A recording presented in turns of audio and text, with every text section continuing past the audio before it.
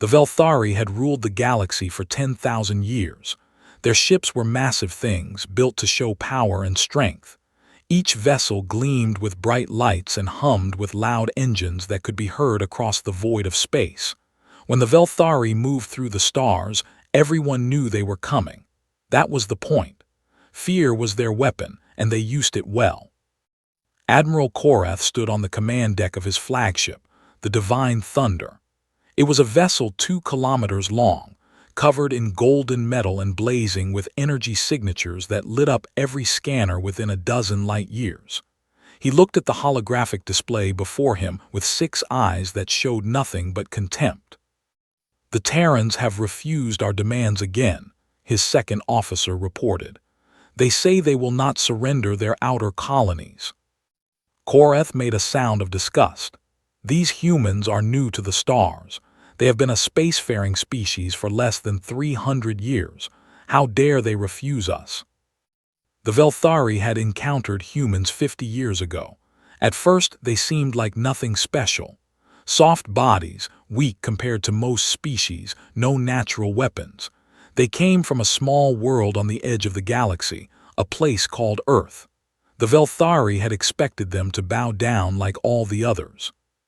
But the humans did not bow. "Send a message to the Council," Korath ordered.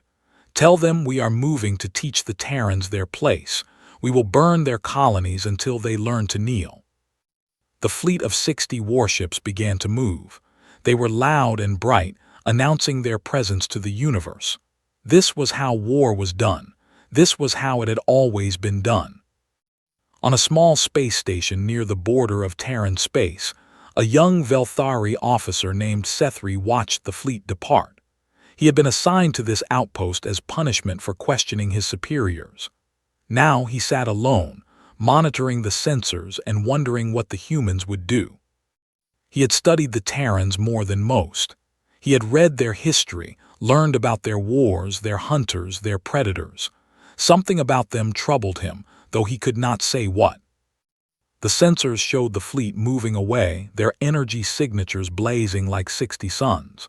Then Sethri noticed something strange. There was a small distortion at the edge of his scanner range. It was so faint he almost missed it, just a tiny flicker, barely there at all. He adjusted his equipment and looked closer. The distortion moved. It was slow, careful, following the fleet at a great distance. When he tried to focus on it, it seemed to vanish. When he looked away, it appeared again. Sethri felt cold. He sent a message to the fleet, warning them of what he had seen. The response came back quickly.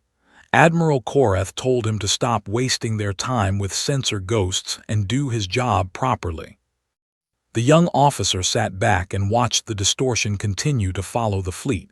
He thought about wolves, creatures from Earth that he had read about. They were pack hunters, known for their patience and silence. They would follow their prey for days, waiting for the perfect moment to strike. The Velthari fleet continued toward the first Terran colony, a world called New Haven. It was a peaceful place, home to 2 million humans who had built farms and cities on a green and pleasant world. Admiral Korath planned to make an example of it. 3 days into the journey, the first ship vanished. It was a destroyer on the outer edge of the formation. One moment it was there, reporting normal operations. The next moment it was gone. No distress call, no explosion, no debris. It simply ceased to exist. Korath ordered the fleet to stop.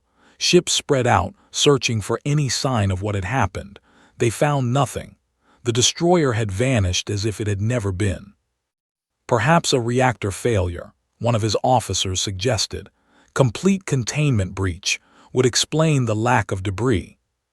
Korath did not believe it, but he had no other explanation. He ordered the fleet to continue, but now with increased alertness. 2 days later, another ship disappeared. This time it was a cruiser. Same pattern. There one moment, gone the next. No warning, no trace. Fear began to spread through the fleet. Crews whispered about ghosts and curses. Korath had 3 officers executed for spreading panic, but it did not help. Everyone was scared now. On his distant station, Sethri watched the fleet's reports with growing horror. He saw the distortions now more clearly. They were not one thing but many, circling the fleet like wolves around a herd of prey animals. He counted at least 20 of them, maybe more. They moved with terrible patience, never getting too close, never revealing themselves fully. He sent another warning. This time, no one responded at all. The Velthari fleet reached the edge of the New Haven system. They had lost 5 ships now, all in the same silent way. Koreth was terrified, though he would never admit it. He ordered his remaining vessels to form a tight defensive formation, all weapons ready. "Scan everything," he commanded. "Find these cowards who attack us from hiding." The scanners showed nothing. Space around them was empty, just stars and void and the distant light of New Haven's sun. Then the humans spoke. The communication came on all channels, breaking through every encryption. A single human face appeared on every screen in the fleet. It was a woman with gray hair and cold eyes. She wore a simple uniform with no decorations except for a small patch showing a wolf's head. "I am Admiral Sarah Chen of the Terran Wolf Fleet," she said. Her voice was calm, almost gentle. "You have entered Terran space with hostile intent. You have been judged. You have been found guilty." Koreth tried to respond, but his communications were blocked. He could only listen. "Your people believe that war is about noise and lights and fear," Chen continued. "You are wrong. War is about death, and death is silent." The view screen showed what the Velthari could not see. All around them, seemingly appearing from nowhere, were human ships. They were dark things, painted in the black of space, running without lights or heat signatures. They had been there all along, invisible, waiting. Koreth counted them with growing horror. 40 ships, 50, 60, more than his entire fleet, and he had never seen a single one. "We gave you a chance," Admiral Chen said. "We always give one chance. You chose to keep coming. Now you will learn what Earth's children do to those who threaten our people." The transmission ended. The first missile came from the darkness. It struck the Divine Thunder's shields before anyone could react. Then more came, hundreds of them, launched from ships that remained invisible even as they fired. Koreth screamed orders that no one could follow. His fleet broke formation, ships trying to flee in all directions. But the humans were everywhere, surrounding them completely. Weapons fire came from angles that should have been empty space. In the chaos, Koreth finally understood.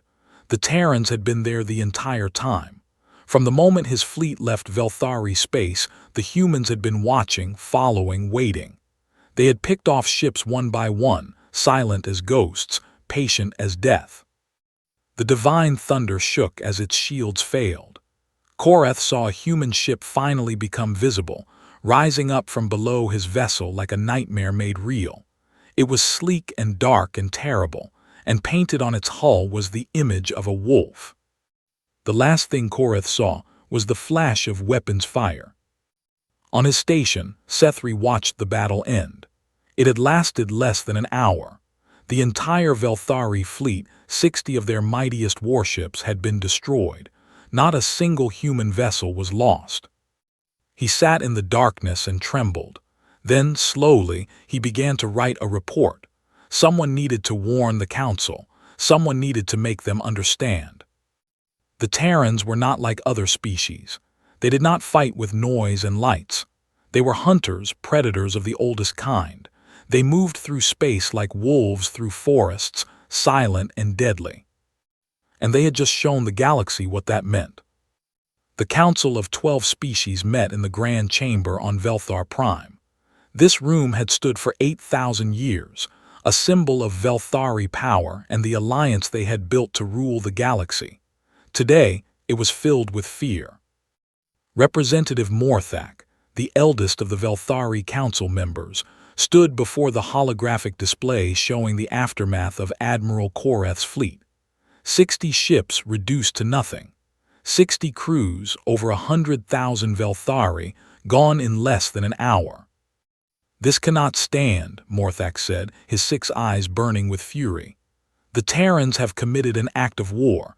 They have slaughtered our people. We must respond with overwhelming force." Beside him, the representative of the Kreth spoke. The Kreth were allies of the Velthari, massive beings with armored shells and crushing claws. "We agree. The humans must be punished. They must learn their place." Other species voiced their support. The Trill, the Morphins, the Zethki. All of them had enjoyed the order that Velthari rule brought. All of them feared what might happen if that order was challenged. Only one voice spoke differently. Sethri had been summoned to the council to give his report. He was the only one who had watched the battle from beginning to end. He was the only one who had seen what the Terrans could really do. "Honored council," he said, his voice trembling, "I must speak against this plan." Morthak turned on him with rage. "You are a disgraced officer. You were sent to that border station as punishment. Who are you to speak against us?" "I am someone who watched our fleet die," Sethri replied. "I am someone who saw things that our sensors should not have missed. The Terrans were there from the beginning, following our ships through space. We never knew. Our technology, all our power meant nothing. They were ghosts." The council murmured uncomfortably. Sethri pressed on. "I have studied the Terrans. They are not like us. They come from a world where they were not the strongest or fastest creatures. They survived by being clever and patient. They are hunters. When they hunt, they do not announce themselves. They wait, they watch, they learn. Then they strike when you cannot defend yourself." "Enough," Morthak snapped. "You speak as if these humans are something to fear. They are nothing. Their technology is primitive. Their empire is small. We have ruled this galaxy for 10,000 years. We will crush them." Sethri lowered his head. He had tried to warn them. He had failed. The council voted. It was unanimous. A grand fleet would be assembled, the largest in Velthari history. 500 warships from a dozen species. They would sweep across Terran space and burn every world, every station, every ship. The humans would be an example for any other species that dared to challenge Velthari rule. Admiral Vorthik was chosen to lead the fleet. He was old and experienced, a veteran of 100 campaigns. Unlike Korath, he was cautious. He listened to Sethri's report and took it seriously. "We will not make the same mistakes," Vorthik promised the council. "We will move slowly. We will scan constantly. We will not be caught off guard." The fleet gathered over the course of 2 months. Ships came from across the galaxy, each one bristling with weapons. When they finally departed, they darkened the stars with their numbers. Sethri watched them go from his station. He had been reassigned back to the border, partly as punishment for speaking against the council, partly because no one else wanted to be there. He sat alone, watching the sensors, waiting for the distortions to appear again. They came on the 3rd day. Faint flickers at the edge of his equipment's range, following the fleet just as they had followed Korath. But there were more of them now, many more. He counted over 100 distortions. Then he stopped counting because his hands were shaking too badly to continue. The Grand Fleet moved through empty space toward Terran territory. Admiral Vorthik maintained strict discipline. Scanners ran constantly, searching for any sign of the enemy. Ships stayed close together in a defensive formation. No one relaxed. A week into the journey, they caught something. A single human ship, small and fast, appeared briefly on their sensors before disappearing again. "They know we are coming," Vorthik's second officer said. "They are scouting us." Vorthik nodded. "Good, let them look. Let them see what approaches. This time there will be no surprise attacks. This time we are ready." But as the days passed, strange things began to happen. Equipment malfunctioned. Navigation systems gave false readings. Communications became unreliable, filled with static and strange whispers. One ship reported seeing shadows moving outside their viewports. Another claimed their internal sensors showed life forms in sections of the ship that should have been empty. A third said they heard noises in their ventilation systems, sounds like breathing. Vorthik dismissed these reports as nerves and imagination, but he could not dismiss what happened next. A message arrived on his personal terminal, bypassing all security. It contained only a single image, a wolf's head, the same symbol that had been painted on the human ships that destroyed Korath's fleet. Beneath the image were words in perfect Velthari script, "We see you." Vorthik erased the message and told no one about it, but he did not sleep that night, or the night after. The fleet reached the outer edge of Terran space. Before them lay a vast expanse of territory, dotted with colonies and stations, home to billions of humans. The Velthari and their allies prepared for battle. Then the Terrans appeared. They did not emerge from hiding this time. They simply arrived, hundreds of ships dropping out of faster-than-light travel simultaneously. The human fleet positioned itself between the invaders and their worlds. Vorthik studied the enemy force with careful eyes. The Terran ships were smaller than his, darker, built for speed rather than power. He counted just over 200 of them, less than half his numbers. "They challenge us openly," his second officer said, surprised. "This is not what we expected." "No," Vorthik agreed, "it is not." A communication request came from the human fleet. Vorthik accepted it. Admiral Sarah Chen appeared on his screen. She looked exactly as she had in the recording from Korath's destruction, calm and cold, her wolf's head patch visible on her shoulder. "Admiral Vorthik," she said, "welcome to Terran space. I was hoping we could talk before you do something you will regret." "There is nothing to talk about," Vorthik replied. "You destroyed our fleet. You murdered our people. We are here for justice." Chen's expression did not change. "Your fleet entered our space with the intention of burning our colonies. We defended ourselves. That is not murder. That is survival." "Semantics. You will surrender now or we will destroy you." Chen was quiet for a moment. Then she spoke again, her voice soft. "You have 500 ships. We have 200. You think you have the advantage. You do not understand." "Understand what?" "What you see before you is not our fleet. It is a wall, a barrier. Behind us are our worlds, our families, our children. We stand here to give you one last chance to turn back. If you continue forward, if you try to harm our people," she paused, "then you will meet the real fleet." Vorthik felt a chill run through him. The real fleet. "The 200 ships you see before you are our defensive force. They are meant to hold the line, to protect. They are not hunters." Chen leaned forward slightly. "We have other ships for that. Ships designed for one purpose only. Ships crewed by men and women who have trained their entire lives to do one thing: destroy anyone who threatens humanity." "You are bluffing." "Am I?" Chen smiled, and there was no warmth in it. "You have been followed since you left Velthari space. You know this. Your sensors have shown you the distortions. Have you counted them? Have you tried to guess how many ships are circling your fleet right now, invisible, waiting?" Vorthik said nothing. His hands trembled slightly. "I will tell you," Chen continued. 412. The Wolf fleet has been with you for 3 weeks. They have mapped every ship in your formation. They know your shield frequencies, your weapons systems, your communication protocols. They have identified your commanders and learned your tactical patterns. They are ready. If you had such forces, you would have used them already." "No," Chen shook her head. "We do not strike first. We gave you a warning. We destroyed Korath when he refused to listen. Now we give you the same choice. Turn back. Go home. Tell your council that Terran space is not theirs to take. And if we refuse, then you will die, all of you. And it will be quiet and it will be quick, and no one will ever find your ships or your bodies. You will simply vanish like Korath vanished, like ghosts in the night." Vorthik stared at her. He wanted to dismiss her words as lies and boasts, but something in her eyes told him she spoke the truth. "I need time to consult with my commanders," he said finally.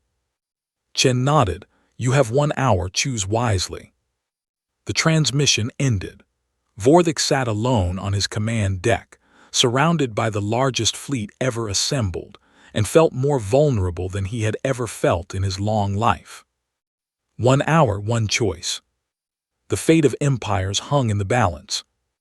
Admiral Vorthik spent his hour in debate with commanders from a dozen species. Some wanted to attack immediately, dismissing Chen's warnings as empty threats. Others urged caution, remembering what had happened to Korath. The argument went in circles, growing louder and more heated. Finally, Vorthik made his decision. He could not return home without victory. The council would execute him for cowardice. Better to die fighting than to face that shame. "We attack," he announced. "All ships prepare for battle." The fleet began to move forward.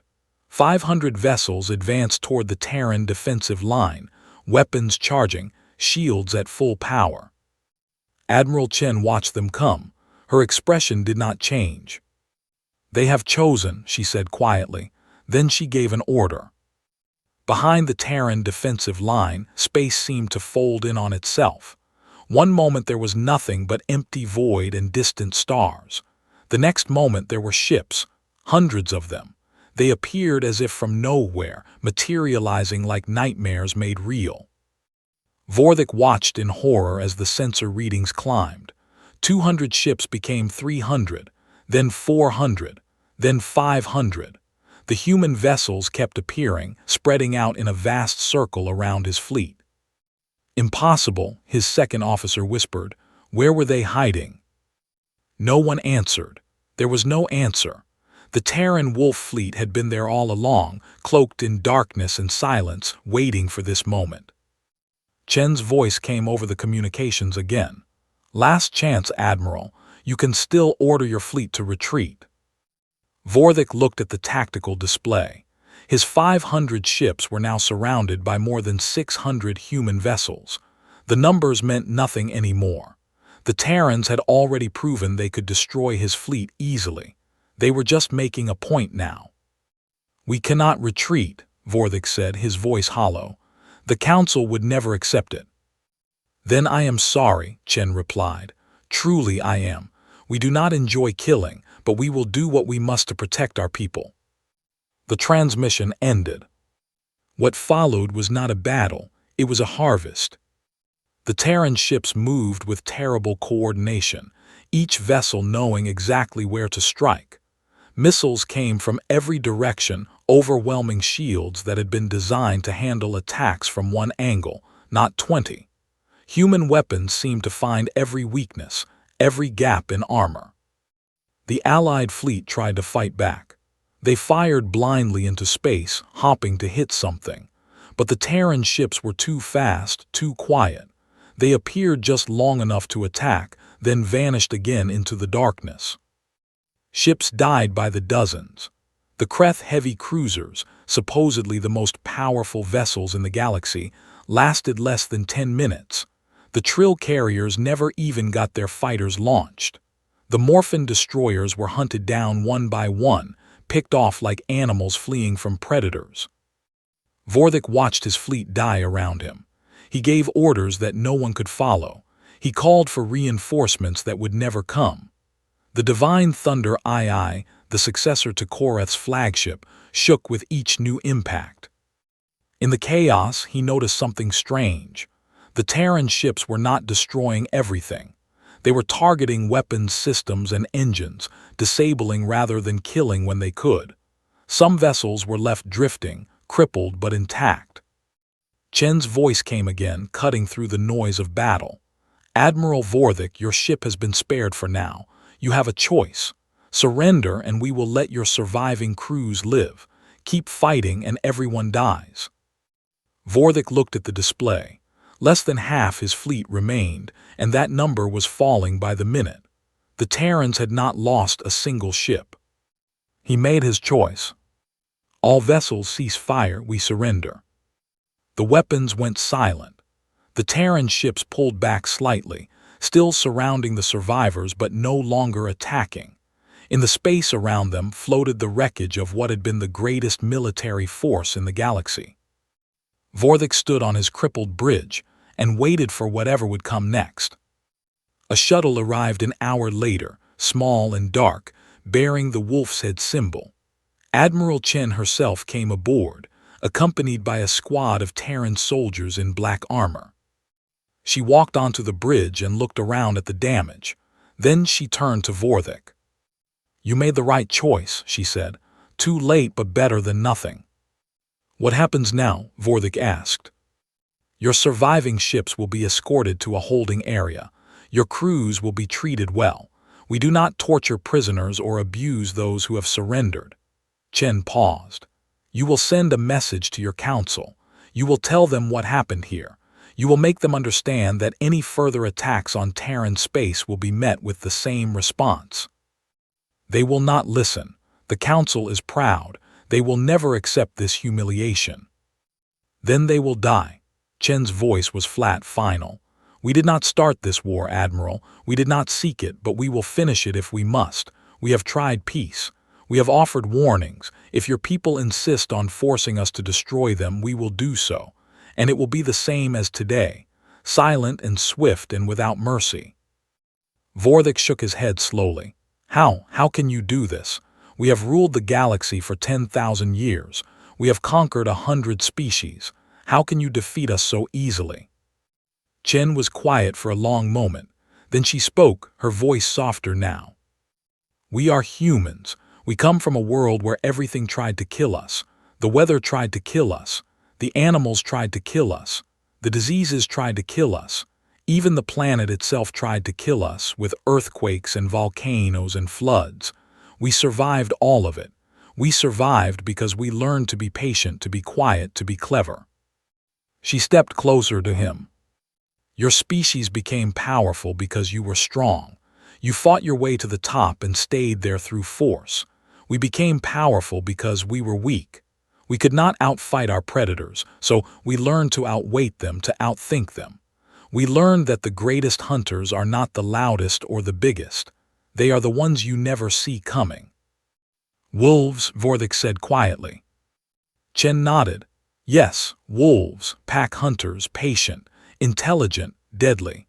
We modeled our fleets on them because they represent everything we are. We do not roar and charge like your Velthari warships. We circle and wait and strike when the time is right. It is a terrible way to fight. It is the only way to survive when you are surrounded by enemies." Chen turned toward the viewport, looking out at the wreckage floating in space. "We do not want war. We never wanted war. But you gave us no choice. Your Admiral Korath was going to burn a world full of civilians. 2 million people, including children, were going to die because your council wanted to make an example." She looked back at him. "We will do anything to protect those people. If that means becoming monsters in your eyes, so be it." Vorthik had nothing to say to that. Chen gestured to her soldiers. "Take him to the shuttle. Make sure he is comfortable. He has a long message to write." As Vorthik was led away, he looked back at the human admiral. She stood alone on the bridge of his conquered ship, small and plain and quiet. He had never been more terrified of anyone in his life. The message reached the Council of 12 Species 3 days later. It was accompanied by visual recordings of the battle, sensor data showing exactly how badly the Allied fleet had been defeated, and a personal statement from Admiral Vorthik. The Council watched in silence. When it was over, no one spoke for a long time. Finally, Morthak stood. His 6 eyes were dim with shock and something that might have been the beginning of understanding. "We have made a terrible mistake," he said. "We treated the Terrans like we have treated every other species. We tried to dominate them with shows of force. We did not understand what they truly were." He looked around the chamber at representatives who had been so confident just months ago. "They are not prey," Morthak continued. "They are predators, the most dangerous kind of predators, the kind that make you believe you are safe until it is too late." On his border station, Sethri received word of the Council's decision. They were suing for peace. They were opening diplomatic channels with the Terran government.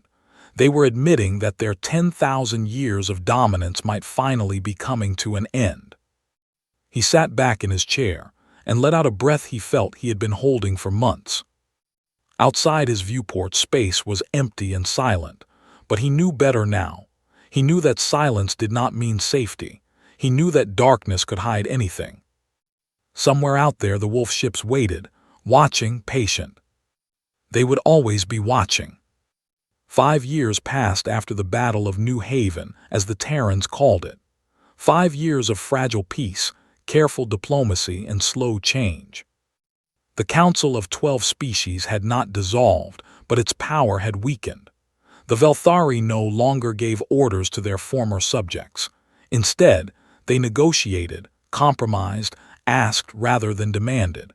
It was a new experience for a species that had ruled through fear for 10,000 years.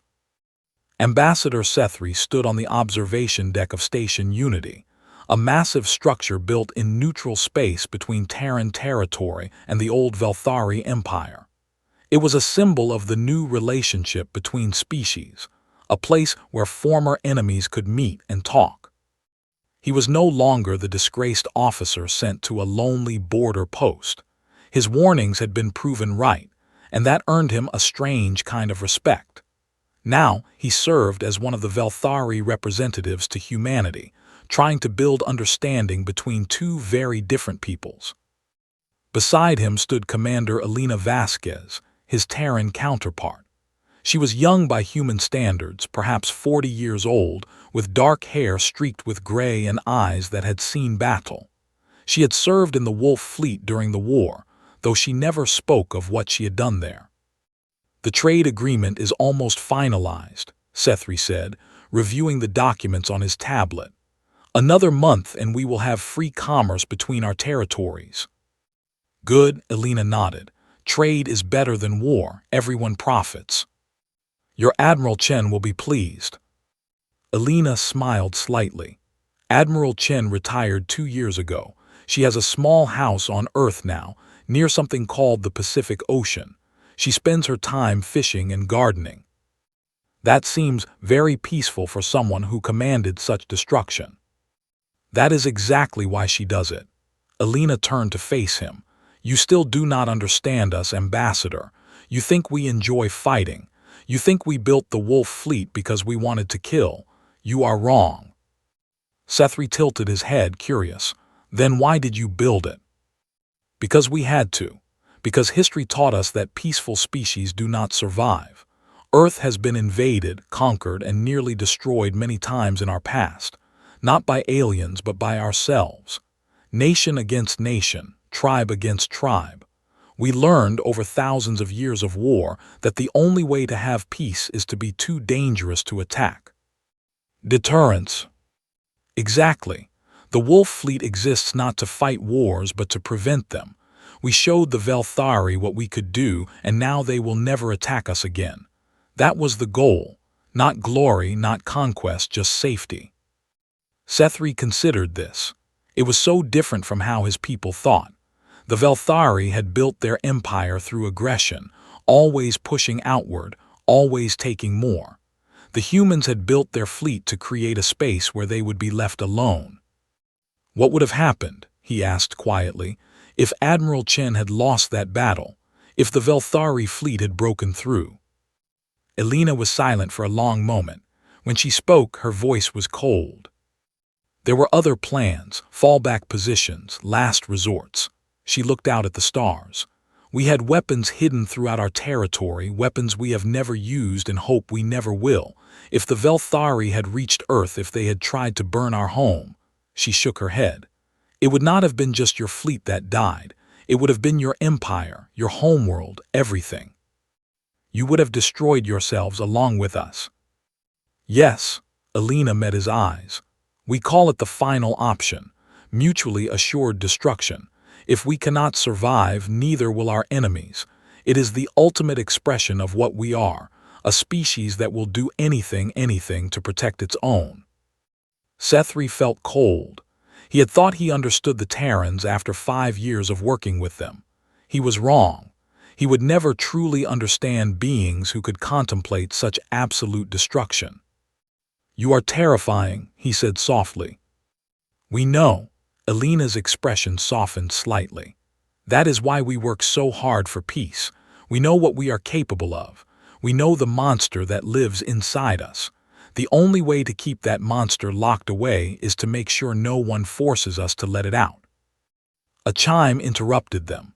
Both turned to see a new ship approaching the station, a sleek Terran vessel bearing diplomatic markings. It was one of the Wolf Fleet ships, repurposed now for transport and communication. "The ambassador from the outer territories," Elena said. "She is early." "Good, we have much to discuss."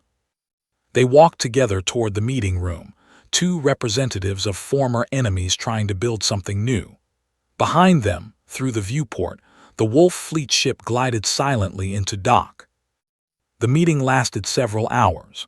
Representatives from a dozen species discussed trade routes, border disputes, cultural exchanges, and 100 other small matters that made up the business of peace.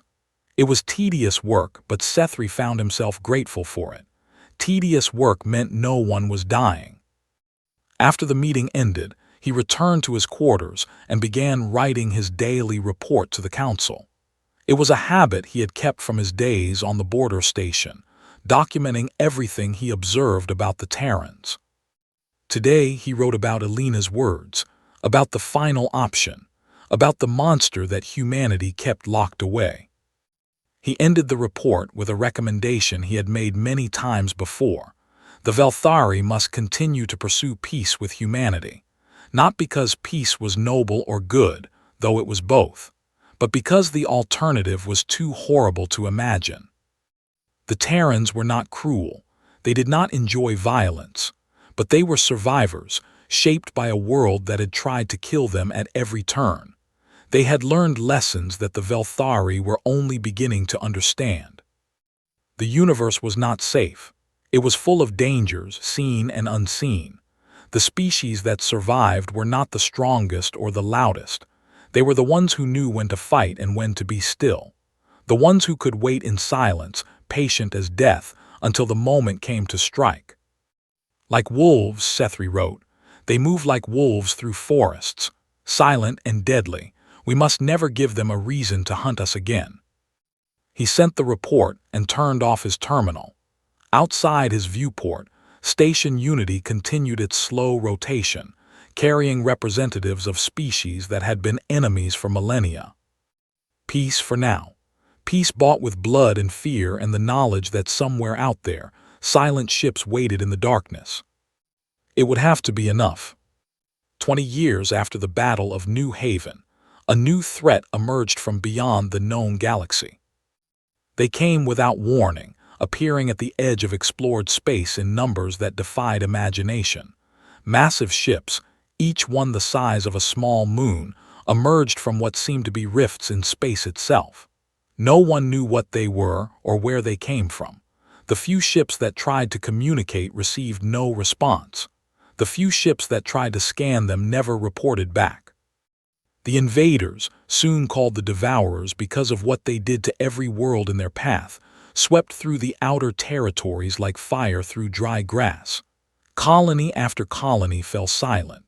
Billions died in the first months. The Council of 12 Species met in emergency session. For the first time in 20 years, all old disputes were set aside. The Velthari, the Kreth, the Trill, and all the others understood that this threat cared nothing for their ancient conflicts. The Devourers did not want to rule. They wanted to consume. Ambassador Sethri, now old and gray, stood before the council as their designated speaker to humanity. He had spent 2 decades building bridges between species. Now he would ask for something unprecedented. "We must go to the Terrans," he said. "We must ask for their help." Murmurs spread through the chamber. Many still remembered the war, the humiliation, the fear. Asking humans for help felt like admitting weakness. "They are the only ones who can fight this enemy," Sethri continued. "We have tried everything else. Our combined fleets have been destroyed. Our weapons do nothing against the Devourer ships, But the Terrans, he paused. The Terrans fight differently. They see the battlefield in ways we do not understand. If anyone can find a weakness in these invaders, it is them. The vote was unanimous. Fear of extinction outweighed old pride. Sethri traveled to Earth himself, the first non-human ambassador to visit humanity's homeworld. He was greeted at a place called Geneva, in a building that had once housed something called the United Nations. Now it served as the center of Terran government. Admiral Sarah Chen met him there. She was old now, her gray hair turned white, her movements slow. But her eyes were still sharp, still cold, still the eyes of a hunter. "Ambassador Sethri," she said, taking his hand in the human gesture of greeting. "I wondered if we would meet again." "Admiral Chen, I am glad to see you are well." "I am alive. At my age, that is enough." She led him into a conference room where other human leaders waited. "You come asking for help." "We come asking for alliance," Sethri corrected. "The Devourers threaten all of us. Human space will be in their path within a year. We offer our forces, our resources, our knowledge, everything we have, in exchange for your help in fighting them." Chen sat down heavily. "We know about the Devourers. We have been watching them since they first appeared." She gestured, and a holographic display came to life, showing the invaders' path through the galaxy. 17 billion dead so far, 40 worlds consumed, and they are accelerating. "Your wolf fleet." "Our wolf fleet is ready." Chen's voice hardened. "We have not been idle these 20 years, Ambassador. We have been preparing, building, training. The fleet that fought your people was nothing compared to what we have now." Sethri felt a chill. He had seen what the old fleet could do. What might a stronger one be capable of? "But the Devourers are different from any enemy we have faced," Chen continued. "They do not communicate. They do not negotiate. They do not seem to want anything except to destroy. Our usual strategies may not work against them." "Then what will you do?" Chen smiled, and for a moment Sethri saw the warrior she had been, the woman who had destroyed fleets and ended an empire's dreams of conquest. "We will adapt," she said. "That is what humans do. We will study them, learn their weaknesses, and find a way to kill them. It is what we have always done. It is what we are." The alliance was formed within days. Human and non-human forces began coordinating for the first time in history. Terran commanders studied the Devourers' patterns, while alien scientists shared everything they knew about the invaders' technology. It was not easy. Old hatreds died slowly. There were arguments, misunderstandings, moments when the alliance nearly shattered. But the shadow of extinction loomed over them all, and that fear kept them together. Sethri worked alongside Elena Vasquez, now herself an admiral, in a joint command center on Station Unity. They watched the Devourers advance and planned their response. "The problem," Elena explained, "is their shields. Nothing we have can penetrate them. Our weapons hit and simply disappear. It is like they are absorbing the energy somehow." "And their weapons?" "Devastating. One of their main guns can destroy a planet's surface in minutes.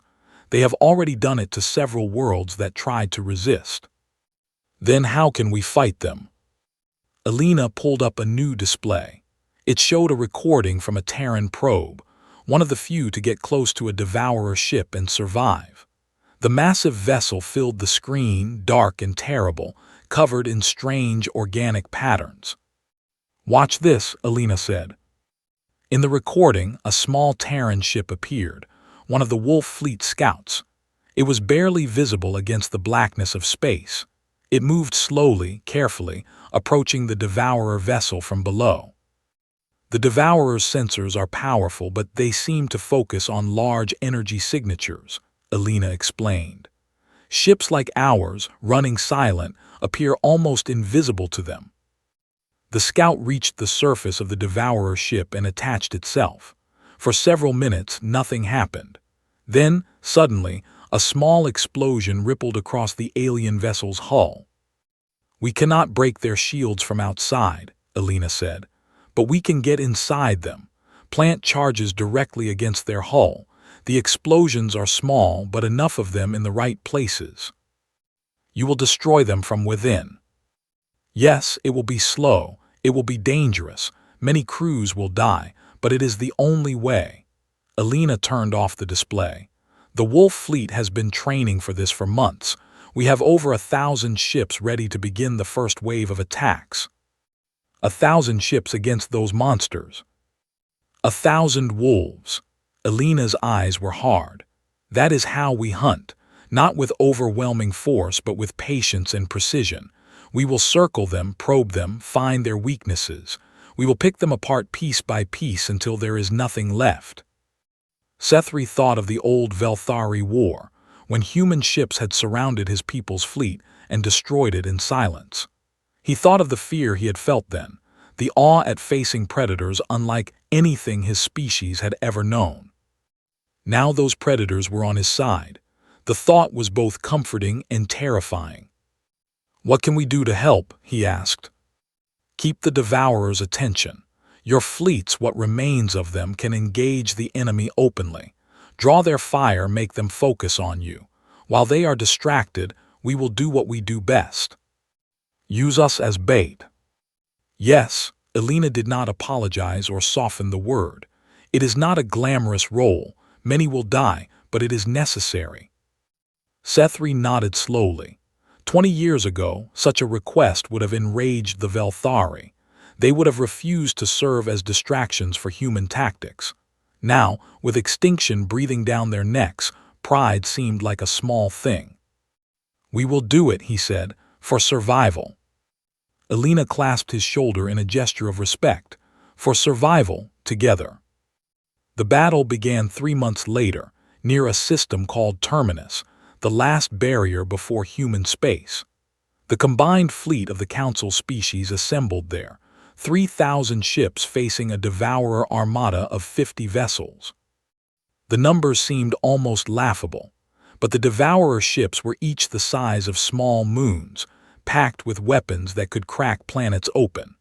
3,000 conventional warships against 50 of those monsters was not a fair fight.